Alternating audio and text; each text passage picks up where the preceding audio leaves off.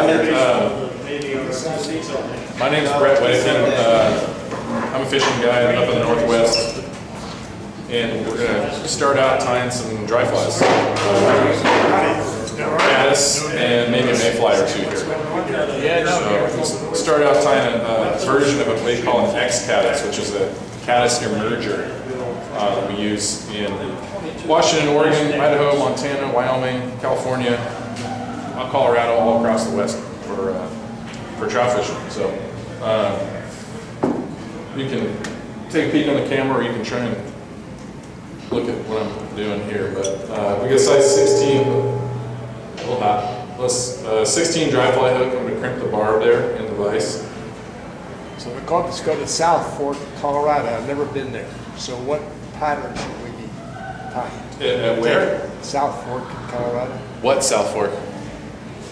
Of the... I've never been there. Well, there's probably a lot of South Forks. I'll bet there's some good North Forks too. Okay. I don't know. I mean, it depends on the time of year. So the July, mid-July. Probably a lot of caddis, a lot of this kind of stuff.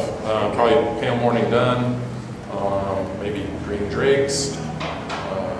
Depends. But we'll cover that in the main slideshow too. We'll go through some seasons and hatches around the West. But caddis for sure, guaranteed. Something like over time right here would probably do the trick.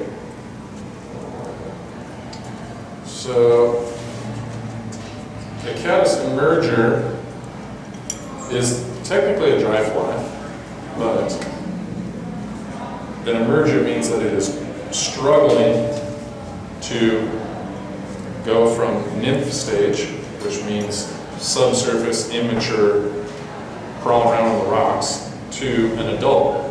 So the term we use is hatch or emerge. And when they do that, the old nymph shuck gets stuck on the back of the adult that's trying to escape. So think about like a snake shedding its skin, or like a scorpion bolting, right, or something like that, right? It's an old nymph body that the adult is emerging out of. It's like an old exoskeleton.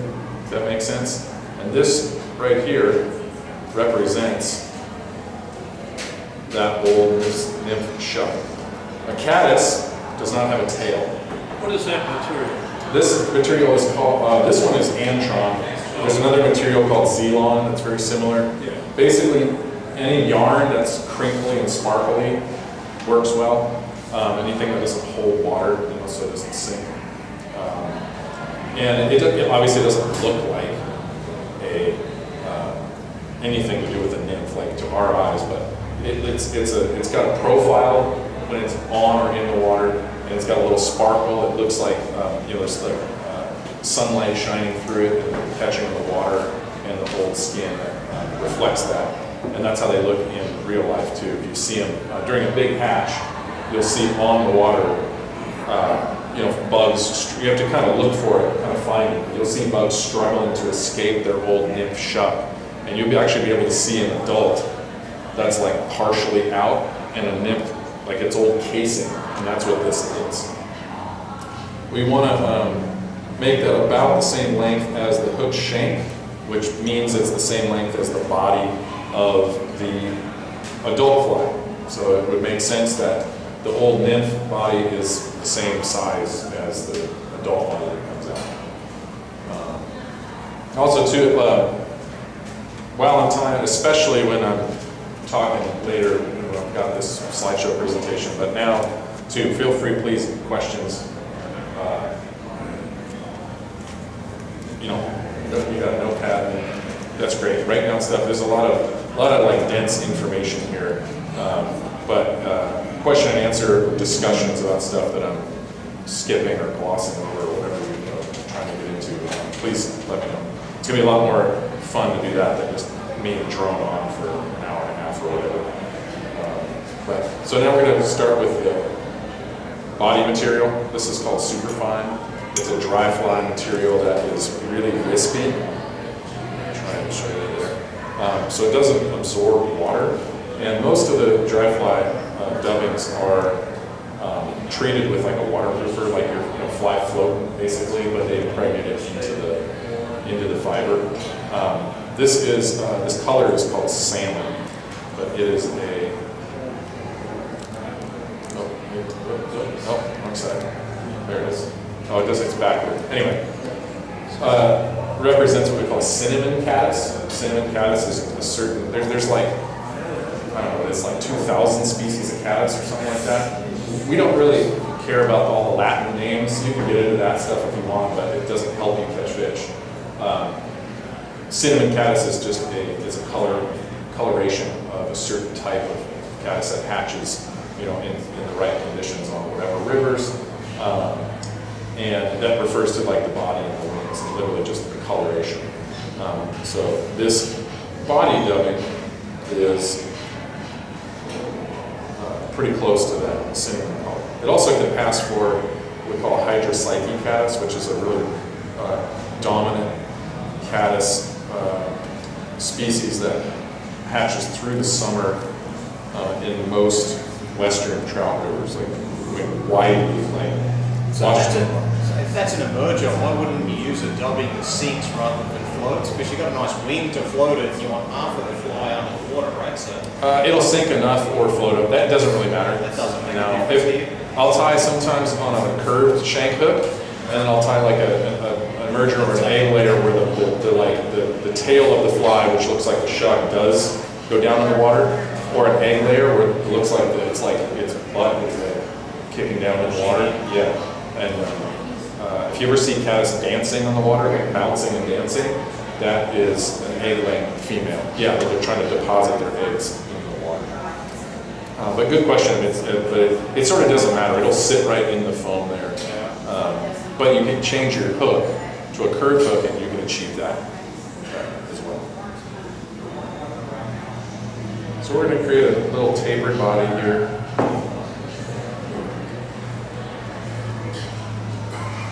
My bodies on flies don't usually look perfect because I think that, I'm not the world's greatest hunter, but I've been doing this a long time, and I prefer bodies that are a little buggy, what I like to call it, a little shaggy.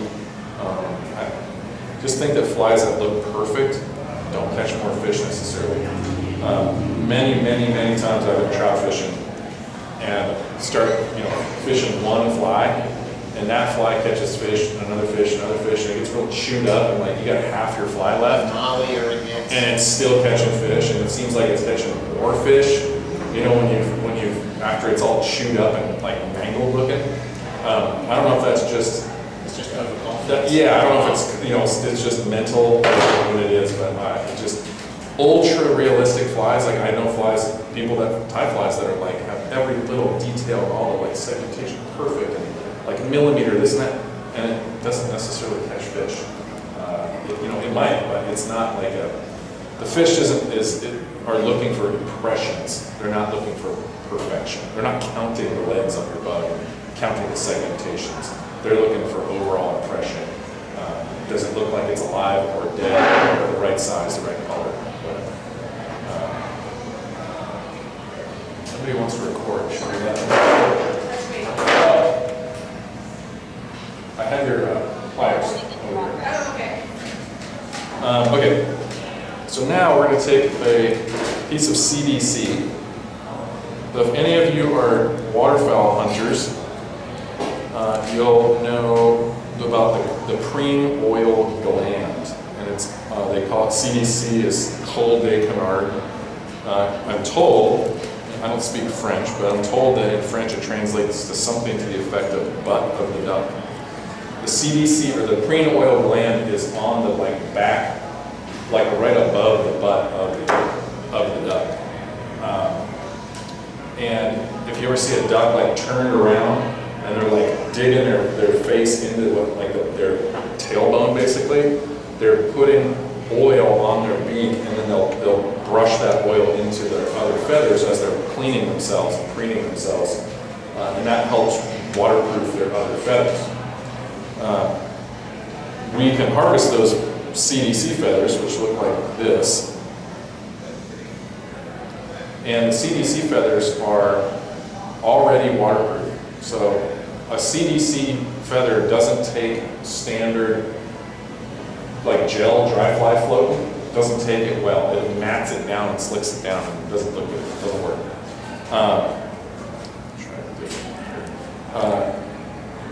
The powdered floatants do work well with CDC.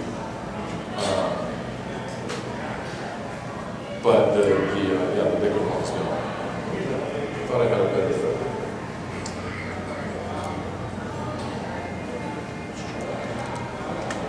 So this helps give it that buggy look. You can see how wispy. Just try to put it in the camera here. There, you can see how wispy these fibers are. When it's in the water, those fibers just kind of do this. And they look like bug legs, bug wings, whatever it is, just trying to move, trying to escape. Or if it's a dead bug, the microcurrents on the surface of the water will still activate those legs on the insect.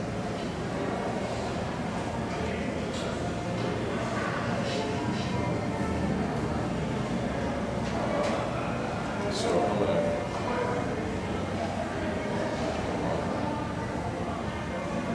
there we go. Let's just put it by the hook. That's where it's focused. I'm going to strip off the bottom of this, so we're not going to use that. I need something to hold on to. You can use hackle pliers to hold the tip like that. I didn't bring any tonight because this is all Daniel's stuff that I'm borrowing and we forgot. But it's not going to matter. We'll be all right. So you can tie that puppy in. There we go. I'm going to clip off the little bit of excess there. And I'm going to wrap this thing several times, just one wrap right in front of the other, and I'm going to sweep all those fibers back. So again, it looks like legs or looks like an emerging insect in the water column. So I'm going to have to cover this up a little bit as I go, just by nature, but I'll try and, oop, okay, so I pulled it out.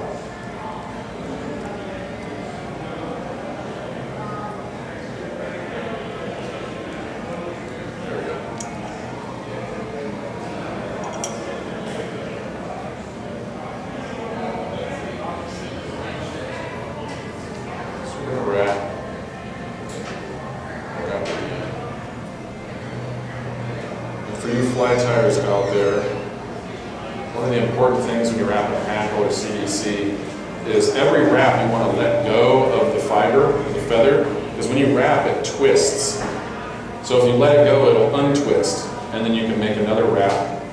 And you have, by letting it go, I'm still holding with my finger, it's not untwisting on the hook shank, but it's untwisting sort of horizontally. Thank you, sir. Yeah. Stay hydrated. Gotta stay hydrated. It's hot out there. I'm used to Pacific Northwest. This is like the surface of the sun for me. So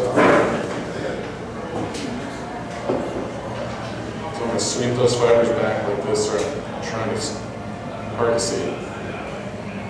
Sweep those fibers back. Let's see, let's strip some more off there. Got one more. So now I'm going to tie it off there. Give her a few wraps.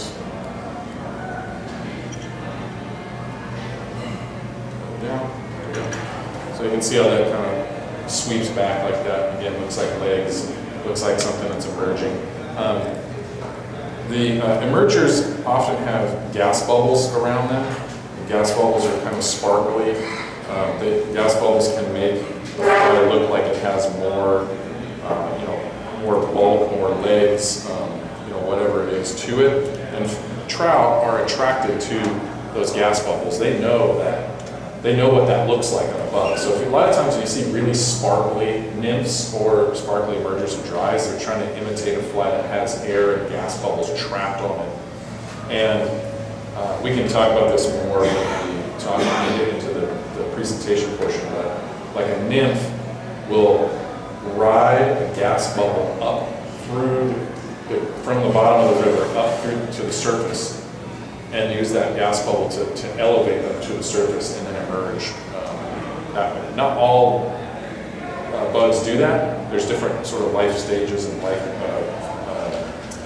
the ways that they emerge, but a lot of bugs do that, and we tie flies to imitate them.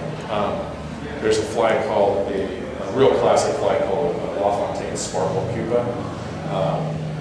It's literally antron like this antron yarn. If anybody who's trout fished in like Colorado or Montana or whatever, I'm sure you've seen it.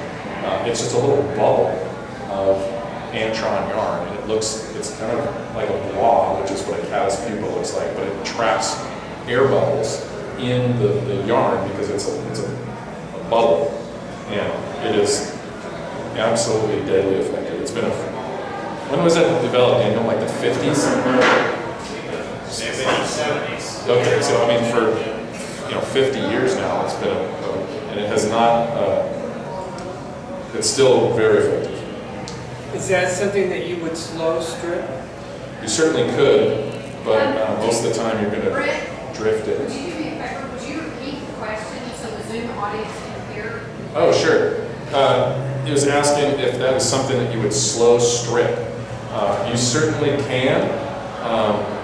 In most cases, you're going to dead drift it either under, we do what we call a dry dropper, which is like a stonefly dry or a bigger, bushier dry fly that floats really well, and then you'll drop a nymph off the back of that so you can fish, top and bottom, or like a 2 nymph rig under an indicator is pretty common.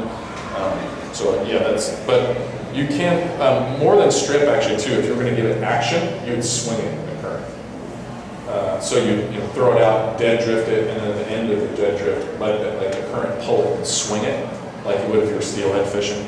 And when you swing it, that emerger will start to rise, and that looks like emerging natural insect. So if you're ever out there and you are fishing dries or nymphs in the Northwest or the West in general, and you're not getting fish to eat on the dead drift, you're doing a really good job, you're mending and doing all the stuff you're supposed to, let it swing at the end of the drift, let it go. And sometimes those fish will key in on that fish that looks like it's emerging, or it looks like it's not going with the current, it's doing something different, and fish can key in on that, and then that can make all the difference in the world. Not to say that that's always how it happens, but it's certainly a technique to employ. Got my hair stacker here. The home audience. Bang on the table. So what I'm doing here is evening out all the elk hair and straightening it out.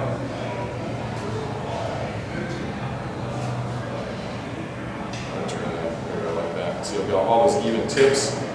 I'm going to grab the tips like that, pull them out, and I can pull out any wayward hairs here. And then I'm going to measure this puppy, and I want I want the wing to be about the same length as the hook shank, which is about the same length as the body. More measurements and proportions. Proportions in fly time is critical. Gotta have it look. This is back to that impressionistic, right? You want to make it look like a bug or of the species or whatever. The super specifics don't often. So about like that. I'm gonna pinch it. I'm gonna try and not break my thread this time. Tie that wing down. I'm gonna pull the wing back. Tie underneath to secure to the hook shank. Push that wing forward. For a few more wraps here. Check the other side of the fly, that's pretty good. Clip that. Caddis have a little head. So we call caddis, or we call it downwing or tent wing fly. So the actual fly, their wings look like they're tented across their back. I've got a picture in the slideshow, I'll show you, or a few pictures. And they have a little head that pokes out the front. That's probably a little big. So the clipped ends right here look like that head.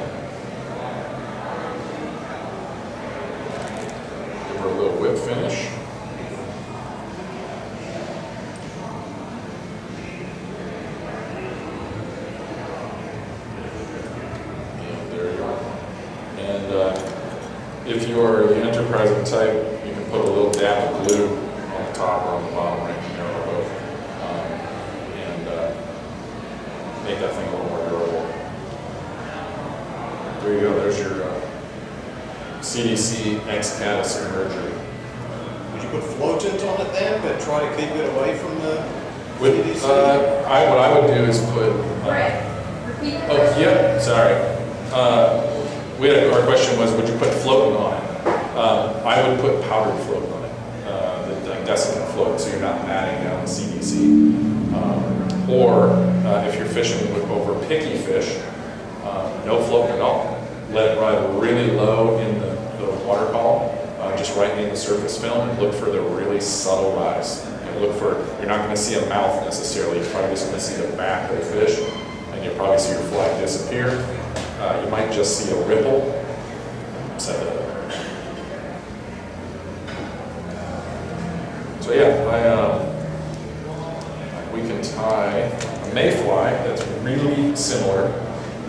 We'll tie we call it pink Albert PMD, which is a kind of a sub variant of what we call a pale morning dun, which is a mayfly. Hatches all around the west, and certain rivers have a pink body pale morning dun. Most of the time they're like a yellowy olive. Really, really important hatch, like anytime from May through July on most western rivers. Even if you don't see them on top, a lot of times they're eaten, the nymphs subsurface. But the hatches, the PMD hatches, when you get into one, you'll remember it. It's really, really fun, really cool.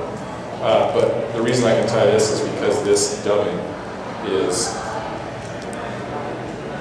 this peachy pink dubbing is very similar to that cinnamon caddis, is very close to the pink Albert PMD. So, another same materials, we're going to forego the CDC. But importantly, while mayflies do have a tail, or several tails, 2 to 3 tails depending on the bud, we're still going to make that merger version. So we're going to use this. We're going to use this antron again. Thin it out a little bit here. So we're still going to create that nymph shuck.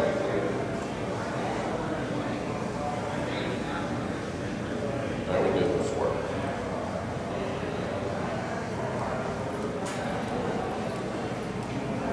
And generally speaking, I kind of glossed over this before, when you're tying the body of your fly is going to be the same length of the hook shank. So you want to start your tail, or your, like in this case, the submerger shuck at the bend of the hook. You kind of see right there. Right as that hook starts to bend is where I think I got it.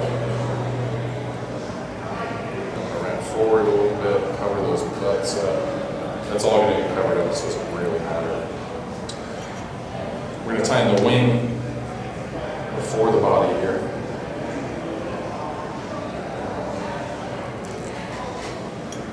Same thing, we're going to pull out those excess fibers.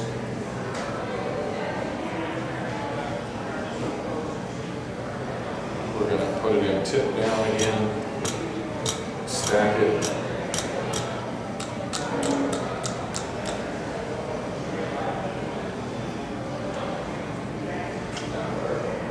Tips there, all evened out, looking great. And actually, I should have done it the other way. This wing we tie forward. So here's the big difference other than the tail. Again, caddis, no tail, mayflies, tails. Caddis, tent wing, like we discussed. Mayflies, sailboat wing. So if you see little sailboats floating down the river, that's mayfly. If you see a little tent, a little Boy Scout pup tent, that's caddis. We can talk about stoneflies later too. Stoneflies' wings are flat. There's 4 wings, and they lay them all flat in the back. Unless they're on the water and trying to fly away, then you'll just see like chaos on the water. They'll just be fluttering and flopping all over the place. So we're going to measure again about the length of the hook shank. I'm tying this wing in forward. You'll see why in a moment.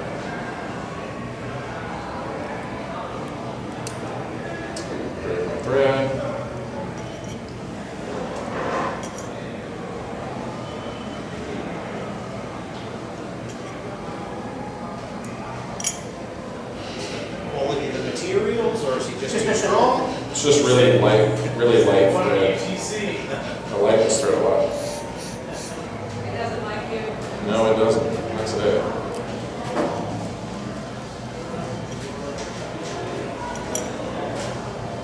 Alright, we're gonna restack this.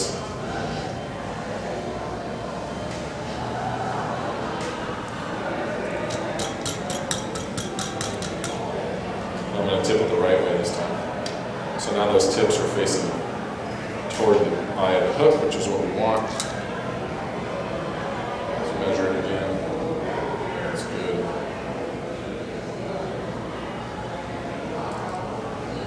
I've got it about 2/3 of the way down the hook shank. The mayfly wings, they also have a little head. So you want that wing to be, you don't want it to be up on the head of the hook, you want it to be back a little ways.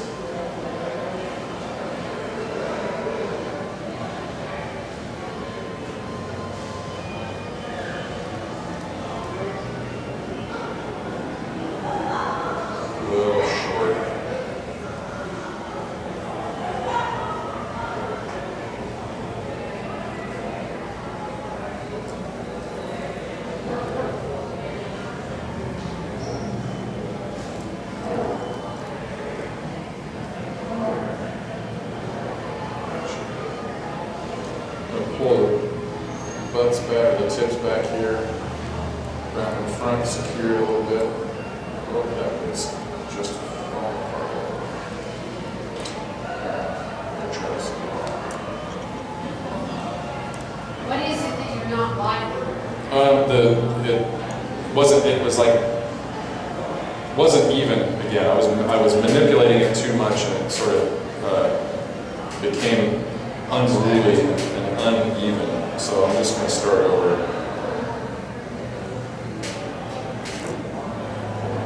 A lot of times thread and materials are slippery too. So I was trying to get an even, or trying to get a certain length on the tips, and it kept slipping, so it made it shorter than I wanted, and it just kind of all fell apart. And also I tied it down twice already, it crimps the flies, or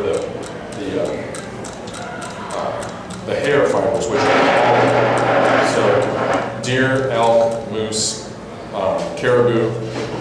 One of the reasons that we use those fibers for trout flies is because they're hollow and they float really well. The other reason is that several reasons. They're colored natural, like animals and insects are all colored similarly because it's all nature. They're not chemically produced or something. And they're also tapered.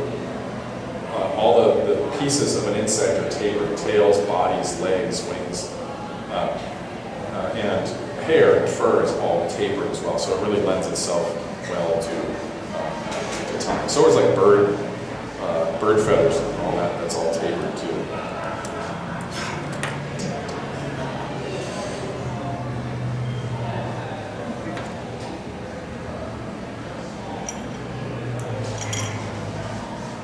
I should tie with this antron instead. More barbecue sauce. More, yeah. I need more barbecue viscousness.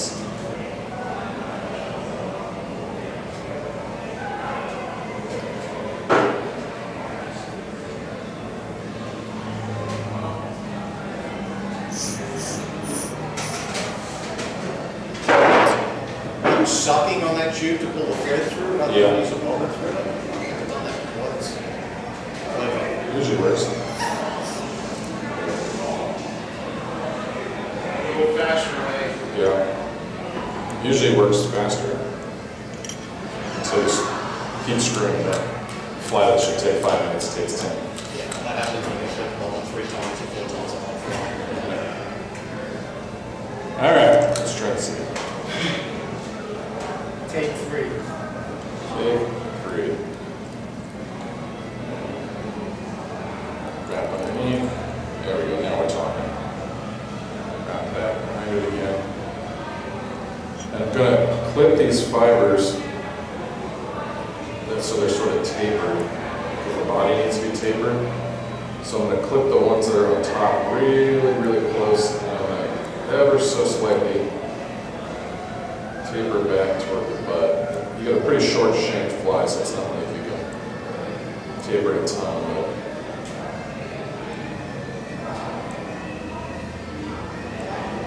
this is why Daniel doesn't tie dry flies. It's too much of a pain. And I got a few that kind of snuck down the bottom. Not a big deal though, because the tips are all way up on top. You can see that. See how that's pretty. A couple of the butts, like right here, are underneath, but you see all the tips are on the right side, on the top side of that hook shank. Not a big deal. Totally fine.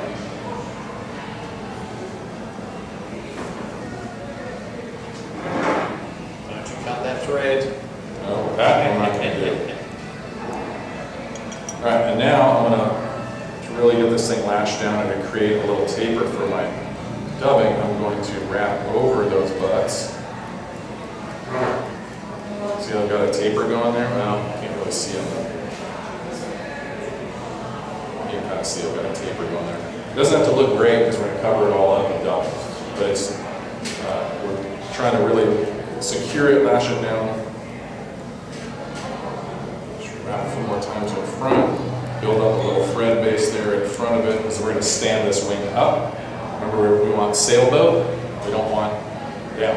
If we tie this fly the other way, like we tie the caddis, where the tips are going backward, it's a lot harder to stand it up this way than it is stand it up from forward to back.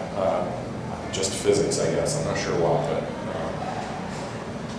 that's how it works. So let's go. See.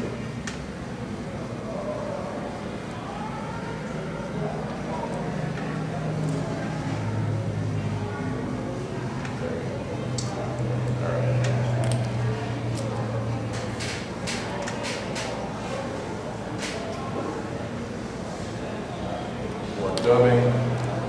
Less is more with dubbing. That's all I can say. It's always easy to put on more dubbing. It's hard to take dubbing off. Harder to take dubbing off. And you usually want to taper it as you go. Because the body is always going to start out thinner at the back and heavier as you go, or thicker as you go up. Tapering toward the head, tapering fatter toward the head. And let's try that for a moment. Is it more common to just twist the dubbing on a small dry fly rather than creating a dubbing loop? Yeah. So for repeat the question. dry, he's asking if when if you would use a dubbing loop versus just twisting on the thread. And for anything super fine like this really wispy stuff, creating a dubbing loop creates too much, like doubling the thread over even creates more bulk than you need. And we're trying to get it really compact. Whereas with the type of dubbing you use in the dubbing loop is like for streamers, steelhead flies, where you want it spiky and buggy. And so when you spin it up in that dubbing loop, you've got a lot of fibers sticking out all over the place. And then you wrap it up so it's got bulk to it. Whereas the superfine, you want it to get basically as thin as possible, as slim as possible, so sort of the opposite effect. And so you're just going to wrap it right on the thread. The other thing too is with spiky buggy dubbings for streamers or whatever, the materials that it's made out of don't lend well. They don't stick to the thread very well. So you usually use wax and then trap them in that dubbing loop, and they're going to stick really well. So when you like spin it on with your fingers, it just falls right off. So now I've got that body wrapped right up to the wing, and I'm going to now pull that wing back, and I'm going to wrap in front of that wing, stand it up, and a little more dubbing.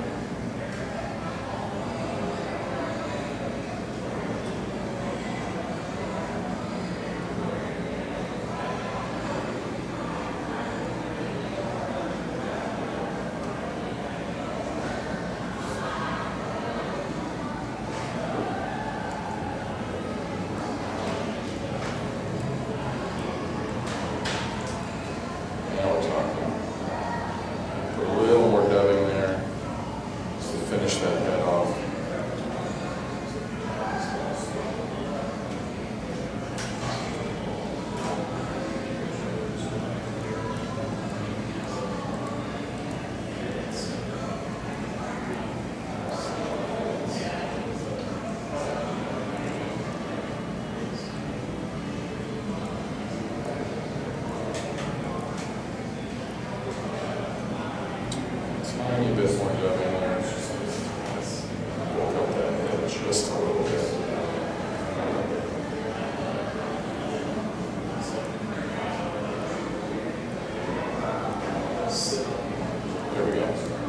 All right, made it through.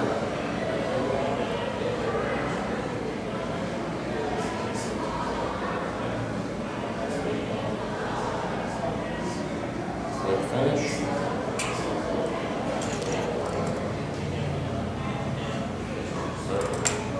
And then I'm going to kind of take my wing, flare it out, so it's kind of a 180-degree fan like that. Kind of see there. And I'm going to trim this down about the length of my hook shank. There you go. There's your pink PMB emerger. The sparkle gun was created in Montana by a guy named Craig Matthews who runs Blue Ribbon Flies. Pretty well known in the, at least in the West for trout flies. He's got a whole bunch of different flies. Really, really cool trout patterns. Innovative tire. Runs a really great shop out in West Yellowstone. So if you're ever in the Yellowstone area, you can stop by his shop and see all these cool flies. Really innovative tire has been around for a long time, doing a lot of cool stuff out there.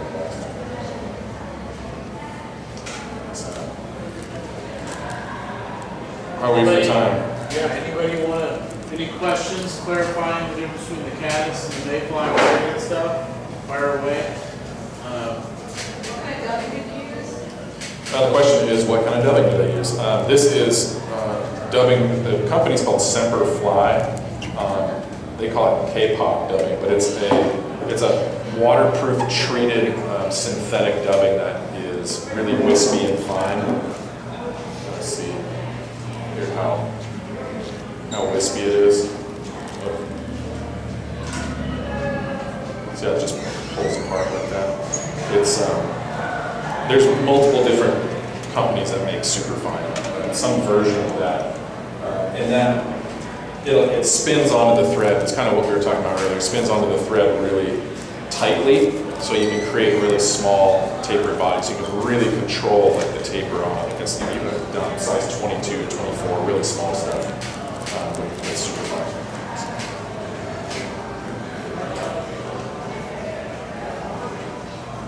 Good job. Questions good.